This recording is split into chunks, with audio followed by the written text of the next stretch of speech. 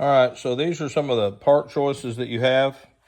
When it comes to the actual bearing itself, okay, this is a ceramic bearing. I'll have a picture of it here in just a minute. And it's called a thrust bearing. So it has a bearing on the bottom that has this groove in it. Then it has the bearings themselves.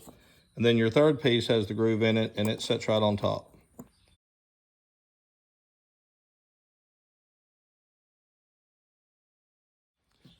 All right, your other option is to actually get a caster, like from Harbor Freight, cut off all of the plate material and the wheel material, and you wind up with a bearing that looks like this. Okay?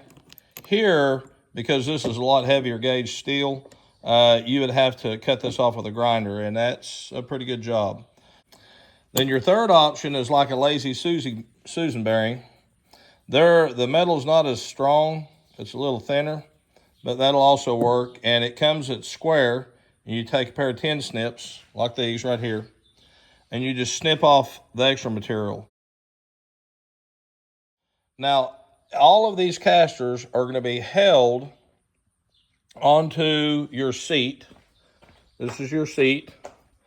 You're going to take the 4 bolts out of it. Okay, these lag bolts. And that's going to come loose. And you're going to have a hole in the bottom of that you, in turn, are going to run. This is a 1024 thread lock nut. And then this was about 2 inches long. So once I screwed it together, I just cut it off with a grinder. You need at least 1 1/4 inches, 1 3/4 inches. Okay, these are some washer options that you can use. A 5/16 by 1 5/8. 1 5/8 is your outside diameter, which is what it takes to fill up this hole. You can do 1 1/2 inches instead of 1 5/8 outside diameter. But this is the size hole you really need. You really need this 1/4 inch hole. So if you can find 1 5/8 with a 1/4 inch hole, stainless steel, that's the best option.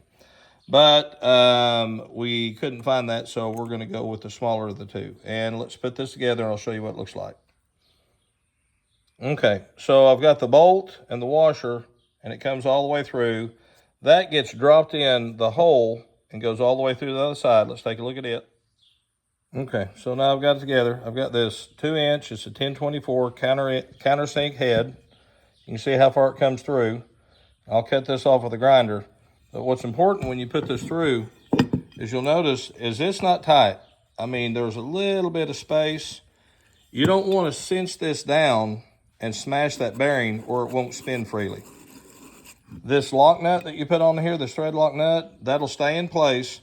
And you want to have just a little bit of play right in there, just a shade, so that you can sit there and you can turn that bolt freely. Again, the nut won't move because it's a thread lock. So that's important to remember. That'll keep that bearing free and able to turn. All right, let's get that cut off. Okay, now a couple of things to remember. Where this nut goes through, this sets back up in here just like this.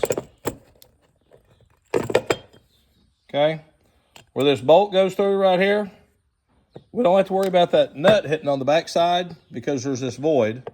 So it's not going to hit anything in here. That's okay. And then also the screw head that you see right here, that on the end of your pedestal, there's a hole right here. So that bolt head right there is going to fit. It's going to go right in that hole. Okay. So when we set that up on here, that allows that to spin freely. Again, the bolt, the nut head right here will be recessed into the seat, so it won't touch anything. And then when you take this off, your bearing's held in place, and your countersink screw right there will go right into that hole so that washer is sitting right on here. And that creates that to spin freely. Then you just screw it into your seat and you're all good. All right, and I'm going to try the ceramic. We'll see if the ceramic winds up breaking, but I know for one thing that ceramic's not going to rust, so I want to definitely try it first. My second option will probably be going to the caster, just because the metal's a lot thicker, but that's going to be tricky to cut off. I've done it once, and so that's definitely a tougher fix. This, which was this Lazy Susan bearing, that again, I'll show you pictures of all these that you can get, is lighter. And again, it's steel, so it could wind up rusting. You might wind up having to put a little grease in there. All right, so let's look at our finished product. Okay, we're back. You can see we put our 4 lag bolts back in. And now let's put our seat and our post.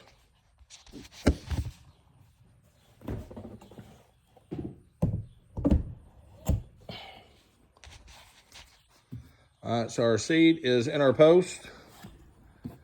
And there is your pedestal seat that is actually supposed to swivel for real, not swivel for pretend.